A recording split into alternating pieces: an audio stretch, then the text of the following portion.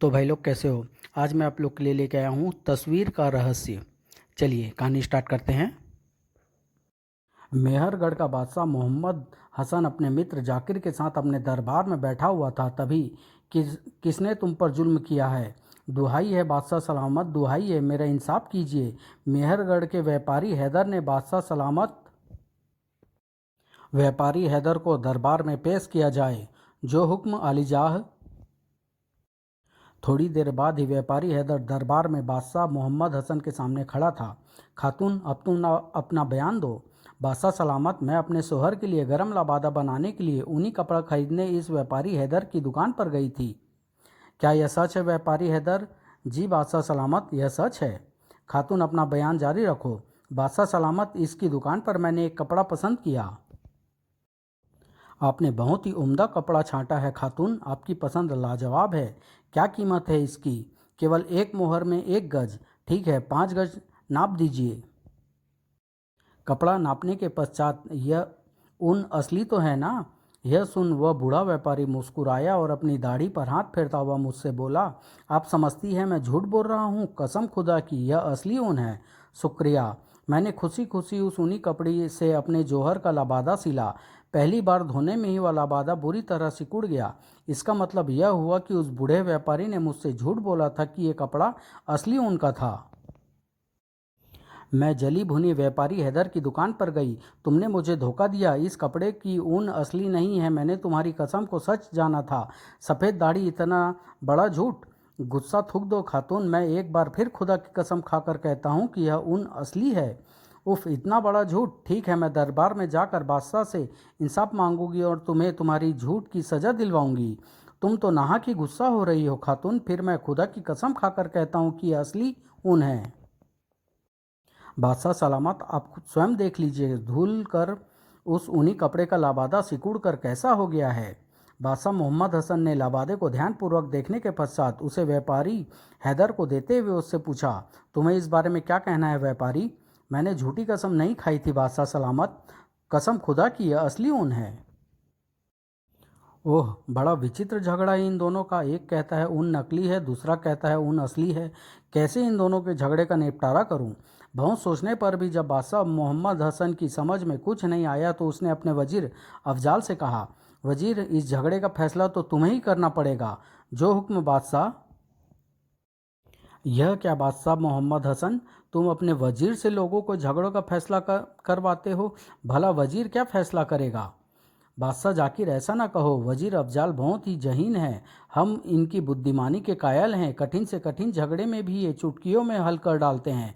जब किसी भी झगड़े का हल हमें नहीं सूझता तब हम उस झगड़े का फैसला अपने वजीर को करने का हुक्म दे देते हैं। ऐसा?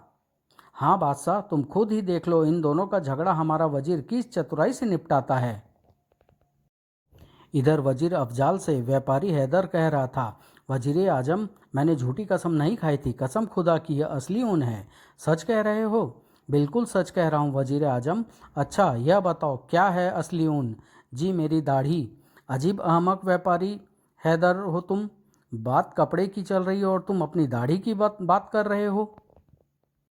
बादशाह सलामत, अपनी सफ़ेद दाढ़ी की आड़ में यह धूर्त व्यापारी अपने ग्राहकों को बड़ी चतुराई के साथ ठगता है। वह कैसे? मारे गए वजीर आजम ने मेरी चालाकी पकड़ ली है।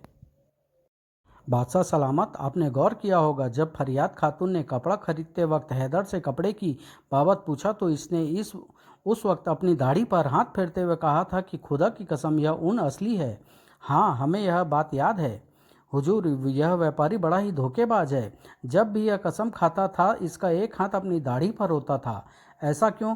बादशाह सलामत, ऐसा इसलिए, उस समय ग्राहक तो यह समझता है कि यह कपड़े को असली ऊन कह रहा है, पर वास्तव में यह अपनी दाढ़ी की कसम खाकर असली ऊन कहता था। लेकिन क्यों?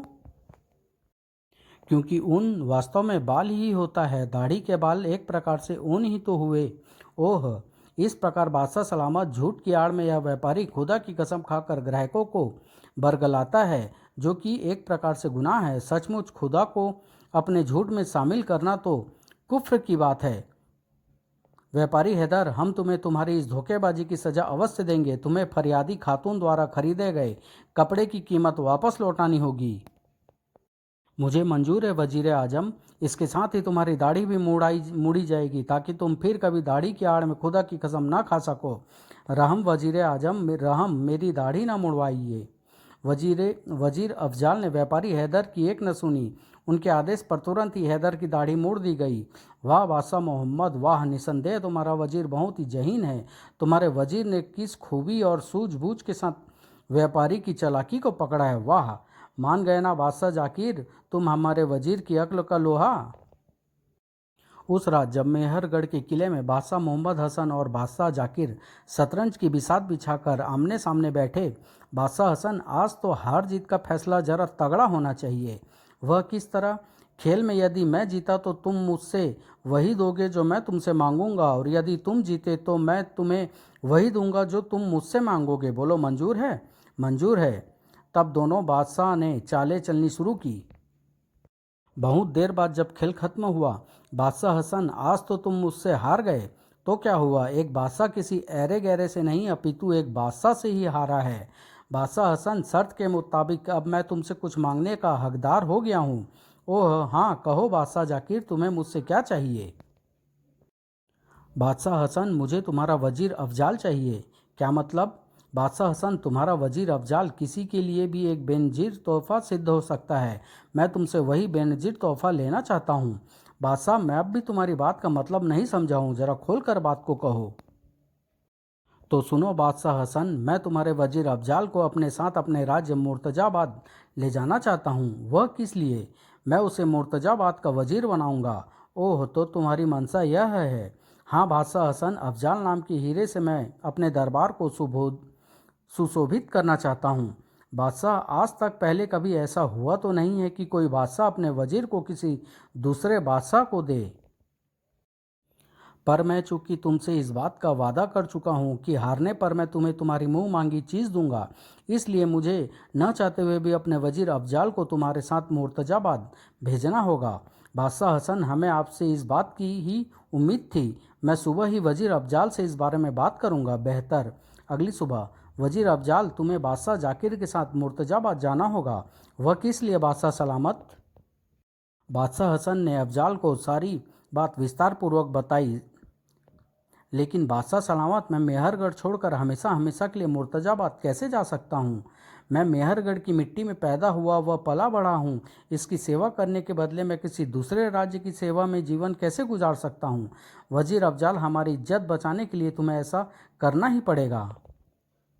बादशाह सलामत, आप तो जानते ही हैं कि अफसाना नाम की मेरी एक छोटी युवा बहन है। उसका मेरे सिवा इस दुनिया में और कोई नहीं है। मैं उसे वहाँ अकेली छोड़कर भला कैसे जा सकता हूँ? तुम अपनी बहन अफसाना को भी अपने साथ मुर्तजाबाद ले जा सकते हो। नहीं बादशाह सलामत, एक परदेसी शहर में मैं अपनी युवा बहन को कैसे ले जा सकता हूँ? कहीं बाहर जाना तो दूर, वह आज तक अपने महल से ही बाहर नहीं निकली। ओह, तब क्या मुझे बादशाह जाकिर के सामने झूठा सिद्ध होना पड़ेगा? नहीं बादशाह सलामत, चाहे मेरी जान चली जाए पर मैं आपको किसी दूसरे के सामने नीचा नहीं देखने दूंगा। तो क्या तुम बादशाह जाकिर के साथ मुर्तजाबाद जाओगे? हाँ बादशाह सलामत, मैंने यही फैसला किया है। ओह अफजाल, हम तुम्हारे बहुत बहुत शुक्रगुजार हैं।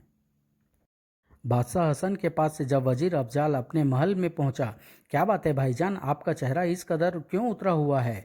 क्या बताऊं अफसाना, आज तकदीर ने मेरे साथ बहुत बड़ा मजाक किया है। अफजाल ने विस्तार पूर्वक अफसाना को सारी बात बताई। भाईजान, आपने मुर्तजाबाद जाने का फैसला कर ही लिया? हाँ अफसाना, इसके सिवा और कोई दूसरा भी रास्ता भी तो नहीं था। तो भाईजान, आप खुशी खुशी मुर्तजाबाद जाने की तैयारियां कीजिए ना, इस प्रकार रोनी सूरत क्यों बनाई हुई है? अफसाना, मुझे तेरी बहुत चिंता हो रही है। तू अकेली इतने बड़े महल में कैसे रहेगी भला? इसकी चिंता छोड़ दो भाईजान, मैं अपनी हिफाजत खुद कर लूंगी, और फिर खुदा पर भरोसा रखो, वह जो करेगा ठीक ही करेगा। अगले दिन वजीर आजम बादशाह हसन ने आपको किले में बुलवाया है। ठीक है, तुम चलो, मैं वहां पहुंचता हूं। सेवक भेजने के बाद अफसाना, लगता है बादशाह जाकिर आज अपने वतन लौट रहा है, इसलिए उसके साथ जाने के लिए ही मुझे बादशाह हसन ने किले में बुलवाया है। ऐसा ही लगता है भाईजान। अफजाल की आंखों में आंसू आ गए। अफसाना, आज मुझे अपनी गलती का एहसास हो रहा है। यदि मैं तेरा निकाह कर देता तो आज तुम मेरे पीछे अकेली नहीं रहती। भाईजान, जो हो न सका उस पर रोना कैसा? अफसाना, एक बात का वादा करो, मेरे पीछे तुम कभी भी बेपर्दा होकर महल से बाहर नहीं जाओगी। मैं नहीं चाहता कि दुनिया की बुरी नज़रें तुम पर पड़े। भाईजान, मैं आपको इस बात का यकीन दिलाती हूँ। अफसाना, मैं तुम्हारी यह तस्वीर अपने साथ लिए जाता हूँ ताकि जब तुम्हारी याद में दिल बेचैन हो तो मैं इसे देखकर अपने दुख पर काबू पा सकूँ। अफजाल ने अफसाना की तस्वीर उतार ली। तत्पश्चात, खुदा हाफिज। अच्छा अफसाना, खुदा हाफिज, खुदा हाफिज। जब अफजाल किले में पहुंचा तो वाकई बादशाह जाकिर मुर्तजाबाद जाने को तैयार था। आओ अफजाल, तुम्हारा इंतजार हो रहा था। बादशाह सलामत, अपनी बहन अफसाना को आपके भरोसे छोड़े जा रहा हूँ, उसका ख्याल रखिएगा। उसकी तुम फिक्र न करो अफजाल, तुम्हारी बहन हमारी बहन की तरह ही मेहरगढ़ में रहेगी। तब बादशाह जाकिर के साथ अफजाल मेहरगढ़ से रवाना हुआ। बादशाह जाकिर, तुम आज मेहरगढ़ का अनमोल हीरा अपने साथ ले जा रहे हो, इसे संभाल कर रखना। अच्छा तो यह होता कि तुम हमसे मिलने मेहरगढ़ आते ही नहीं, न तुम यहाँ आते अफजाल को इस प्रकार अपने साथ ले जाते। बादशाह जाकिर मुर्तजाबाद पहुँचते ही ऐलान किया, मुर्तजाबाद के निवासियों, आज से हम अफजाल को अपना वजीर नियुक्त करते हैं। बादशाह को यह क्या सूझी, किसी दूसरे वतन के वासिंदे को अपने वतन का वजीर बना दिया। यह ठीक नहीं हुआ। उस दिन के बाद से ही बादशाह जाकिर अफजाल से सलाह मशविरा करके ही कोई कार्य करता। पहले तो बादशाह हम सबसे सलाह लेकर ही कोई काम करते थे। बादशाह ने तो हमें एक और दरकिनार कर हर बात में अफजाल से ही सलाह लेनी शुरू कर दी है। यह सरासर अपमान है, हमारा सरासर अपमान है। मुर्तजाबाद के अन्य ऊंचे ओहदेदार अफजाल की बढ़ती साख को देखकर उसके विरुद्ध गुप्त मंत्रणा करने लगे। कैसे अफजाल को बादशाह के सम्मुख नीचा दिखाया जाए, हमें कुछ न कुछ करना ही होगा। एक रात जब असंतुष्ट लोग इस प्रकार की मंत्रणा कर रहे थे, अफजाल को नीचा दिखाने के लिए हमें छिपकर उसकी गतिविधियों पर नजर रखनी होगी। अपनी दिनचर्या में वह कोई ना कोई काम तो ऐसा करता ही होगा जिसके द्वारा वह हमारे जाल में फंस सके। अफजाल इस मुल्क का वजीर है और वजीर की गतिविधियों पर नजर कोई ऊंचा ओहदेदार ही रख सकता है। तब तो इस काम के लिए बदरुद्दीन जी के अलावा और कोई उपयुक्त नहीं है। वे ऊंचे ओहदे पर हैं और बेरोक टोक वजीर के महल तक जा सकते हैं। हाँ, बदरुद्दीन जी ही इस कार्य को कर सकते हैं। भाइयों, आपने मुझे इतना महत्वपूर्ण कार्य सौंपा है, इसके लिए मैं आपका बहुत शुक्रगुजार हूँ। मैं आज से ही इस कार्य में जुड़ जाता हूँ। काना बदरुद्दीन उसी समय वजीर अफजाल के महल की ओर चल दिया। जब वह अफजाल के महल में पहुंचा, अफजाल किसकी तस्वीर को हाथों में उठाए हुए है? कौन है ये युवती? अफसाना, दिन भर के कामों से छुट्टी पाकर मैं हर रात को तुम्हारी तस्वीर देखा करता हूँ, फिर भी हर समय तुम्हारी याद तड़पाया करती है। खुदा ने हम भाई बहन को इतनी दूर क्यों कर दिया? अरे यह क्या? अफजाल तस्वीर को देख रो रहा है। बहन अफसाना, न जाने कहाँ वहाँ मेहरगढ़ में तू कैसी होगी। ओह!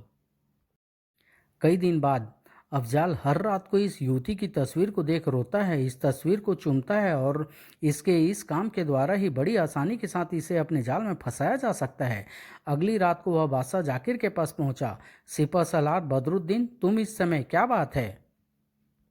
बादशाह सलामत, आपने जिस व्यक्ति को वजीर के पद पर नियुक्त किया है वह उस पद के लिए बिल्कुल अयोग्य है। यह तुम क्या कह रहे हो बदरुद्दीन? मैं ठीक कह रहा हूँ बादशाह सलामत, अफजल वजीर बनने के योग्य कदापि नहीं है।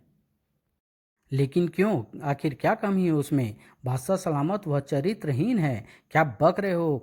क्या क्या सबूत है तुम्हारे पास? बादशाह सलामत, मैंने स्वयं हर रात को जासूसी कर वजीर अफजाल को एक युवती के चित्र को चूमते और साथ ही रोते हुए देखा है। अच्छा, लेकिन जिस चित्र को देखकर अफजाल रोता है, उसे चूमता है, आखिर वह किस युवती का चित्र है? बादशाह सलामत, वह चित्र मेहरगढ़ की प्रसिद्ध वेश्या हुस्न बानो का है। हमें तो अफजाल ने कभी इस विषय में बताया नहीं। क्या? हाँ बादशाह सलामत, अब आप ही बताइए। जब मुल्क का वजीर ही इतना चरित्रहीन होगा, वह उस मुल्क का क्या भला करेगा? नहीं बताया तो बादशाह सलामत, आप आज ही उससे इस विषय में पूछताछ करिए। तुम ठीक कह रहे हो, हम अभी उसके पास जाकर उससे इस विषय में पूछताछ करते हैं। बादशाह सलामत, आप कहें तो मैं भी आपके साथ चलूं? ठीक है, चलो। अब अफजाल मेरे जाल से नहीं बच पाएगा। बादशाह सलामत, मुझे नहीं लगता कि वजीर अफजाल आपको सही बात बताएगा। यदि उसने ऐसा किया तो हम उसे बख्शेंगे नहीं, यही तो मैं भी चाहता हूँ। जब वे अफजाल के महल में पहुंचे, देख लीजिए बादशाह सलामत, अपनी आंखों से देख लीजिए, सचमुच अफजाल वाकई किसी युवती के चित्र को चूम रहा है। अब बादशाह सलामत, आओ अंदर चलकर अफजाल से पूछताछ करते हैं।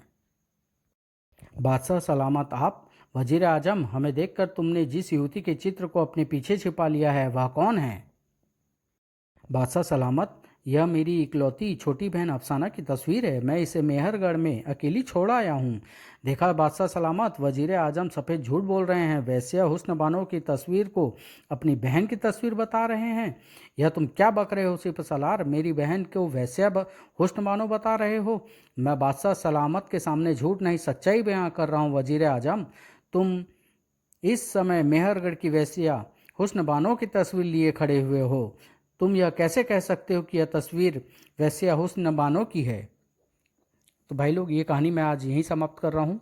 अगला भाग 1-2 दिन में डालूंगा।